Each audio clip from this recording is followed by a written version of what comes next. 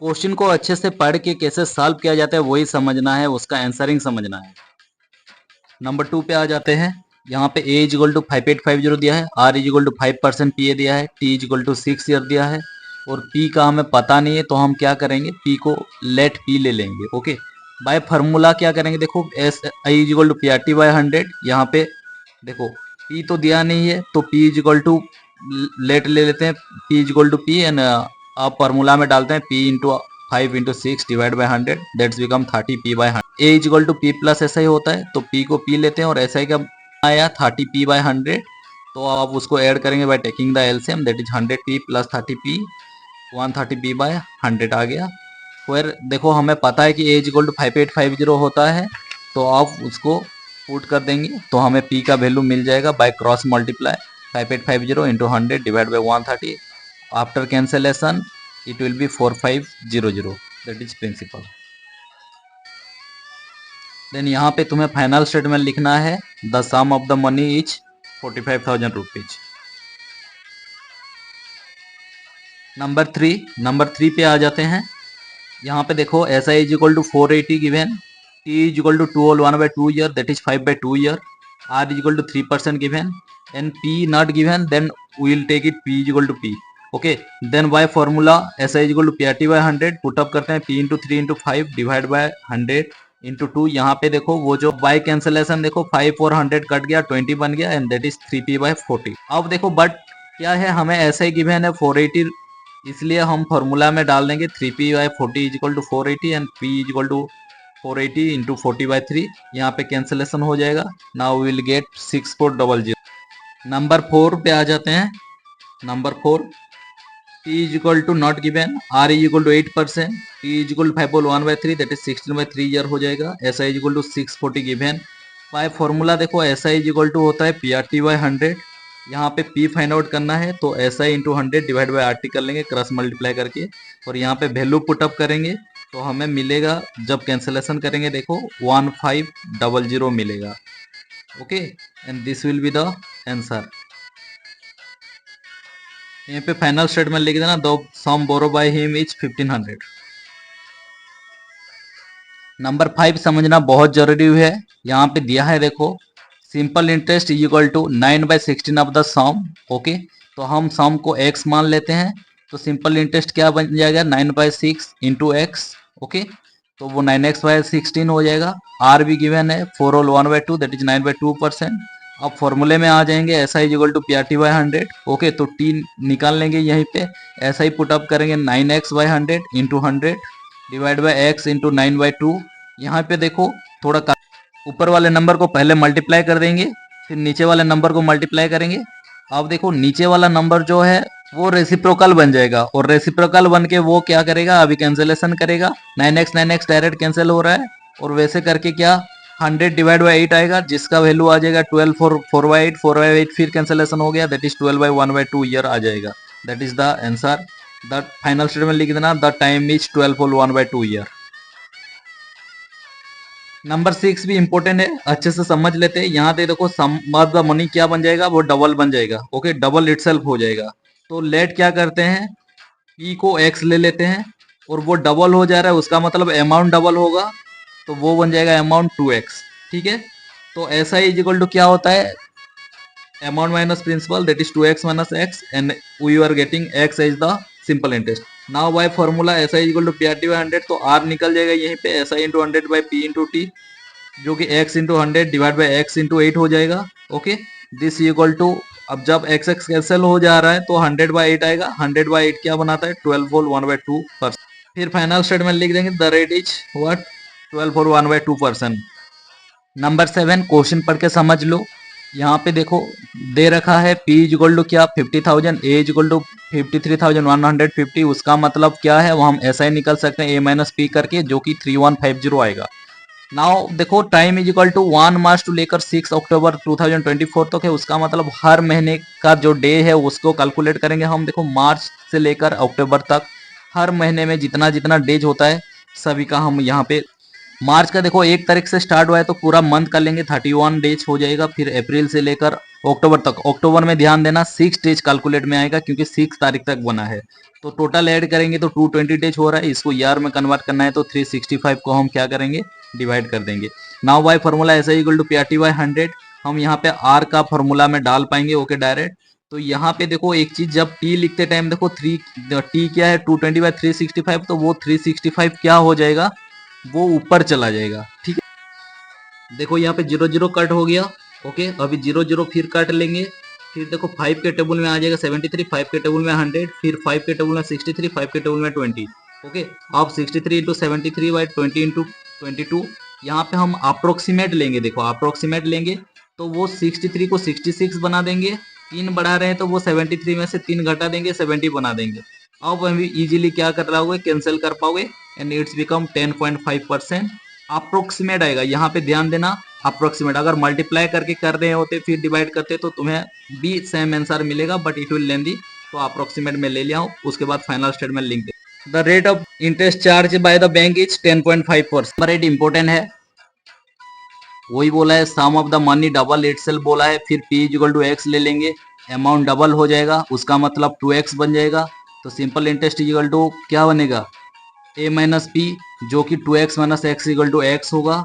तो यहाँ पे r equal to given 15% P है, तो t के फॉर्मूला में डाल देंगे ऐसा ही into 100 by P into R, जो डायरेक्ट कट जाएगा यहाँ पे 100 डिवाइड बाई 15, जो कि 6 होल 10 बाई 15 बना रहा है। 10 15 भी कट सकता है, 2 बाई 3 हो जाएगा, that is 6 whole 2 by 3 year. ये लिखने से भी चलेगा और इसको तुम कन्वर्ट कर सकते हो मंथ में, तो 2 by 3 year equal to 8 month. तो final statement the time will be 6 year 8 month.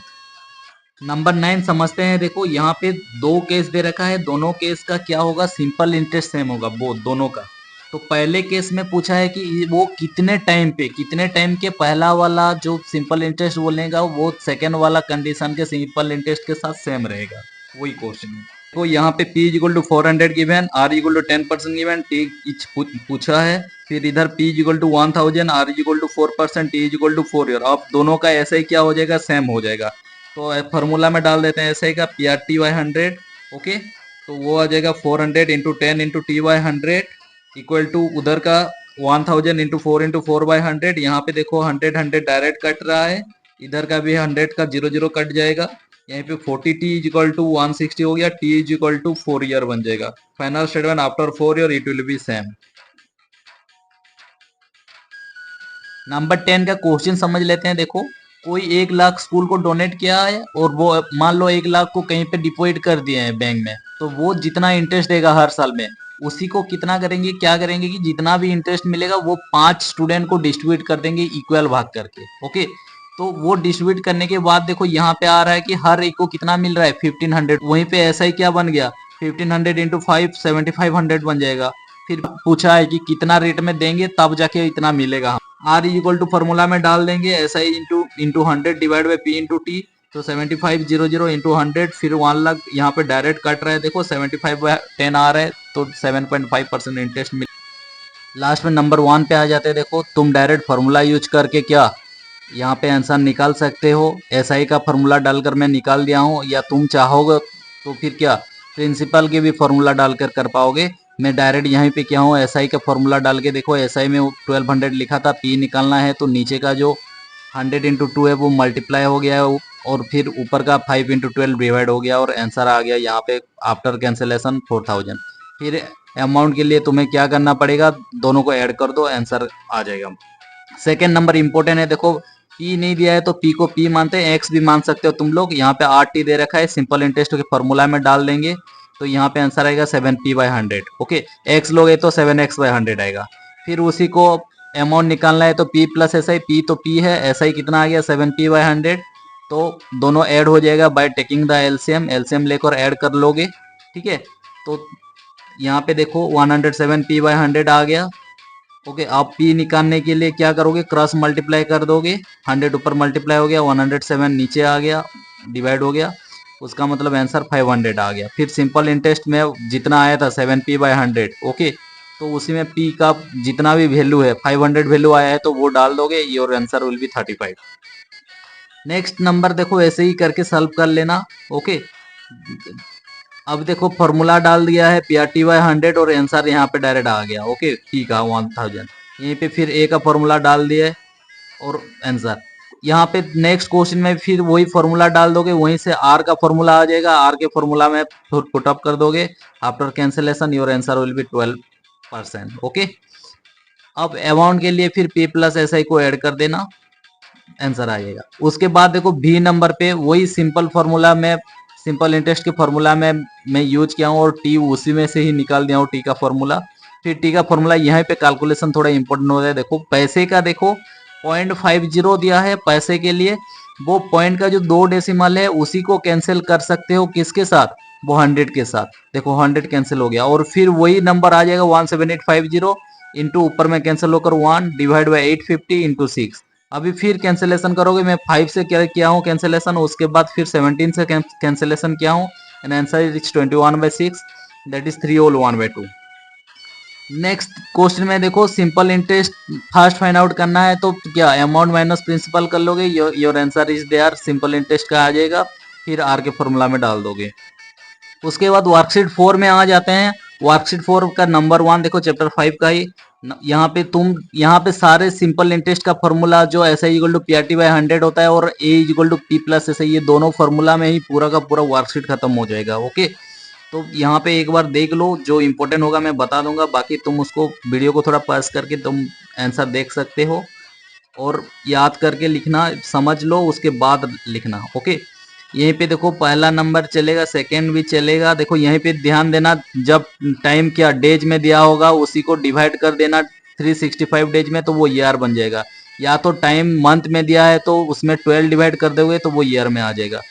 Next देखो यहाँ पे अगर टाइम दे रखा है डेट में, जैसे कि 8 अप्रैल टू 20 जून, तो हर महीने का निकाल लेना कितना कितना डेज होगा। देखो अप्रैल के लिए बोला है, देखो वो 8 अप्रैल से स्टार्ट हुआ है, तो वो क्या करोगे तुम 30 से 8 माइनस कर दोगे और वो क्या कि 8 अप्रैल भी क्या होगा ऐड होगा, उसी दिन भी तो काउंट होगा, तो इसीलिए +1 कर दिए हैं उसमें, जो कि 23 डेज का तुम्हें मिल जाएगा। ओके, फिर मई का जितना मंथ है और जून में देखो जितना डे बोला होगा, जितना डेट तक उसी डेट तक कैलकुलेट होता है उतना डे, फिर ऐड कर दोगे तो डे में आ जाएगा, फिर 365 डिवाइड कर दोगे तो ईयर में आ जाएगा, उसी को यूज करना है।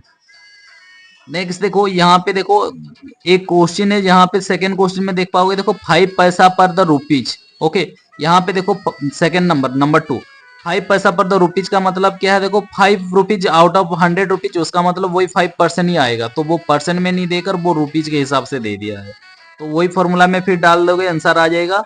यहीं पे देखो इंपॉर्टेंट होता है वो नंबर 4। ओके, जहां पे तुम्हें 2 पार्ट्स करना है, राहुल के लिए एक्स्ट्रा निकालना है और रोहन के लिए भी एक्स्ट्रा निकालना है। राहुल का पूरा प्रोसेस करोगे, जैसे कि लिखोगे और सिंपल इंटरेस्ट निकालोगे, उसके बाद क्या उसका अमाउंट निकालोगे, सेम टू सेम रोहन के लिए भी सिंपल इंटरेस्ट निकाल कर अमाउंट निकाल के उसके बाद फिर लिखोगे कौन बड़ा है, राहुल ज्यादा उसका इंटरेस्ट मिला है, फिर उसका अमाउंट लिख देना। देखो उसके बाद जो तुम्हारा नेक्स्ट क्वेश्चन है उसमें भी ज्यादा ये नहीं है, यहाँ पे ध्यान देना, पहले क्या करोगे तुम सिंपल इंटरेस्ट निकाल दोगे, उसके बाद अमाउंट निकाल दोगे। अमाउंट निकालने के बाद देखो जितना वो खरीदेगा, कार का जितना रुपीज है, खरीदने के बाद तो वो खर्च हो जाएगा ना, पैसा कितना बचेगा तो माइनस हो जाएगा, तो लास्ट में माइनस